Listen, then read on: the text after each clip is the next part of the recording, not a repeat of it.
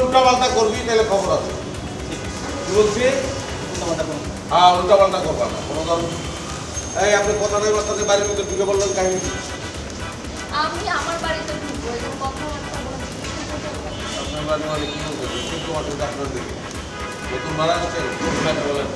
এই বিধি বাবা সোমা আরে তুই কি খবর নাই মতো নাই খবর নাই বুঝতে দিলে তুমি এক সপ্তাহ পরে আসার কথা ছিল কিন্তু এখন টিকিট পেয়ে গেছে তাই জন্য আসছি।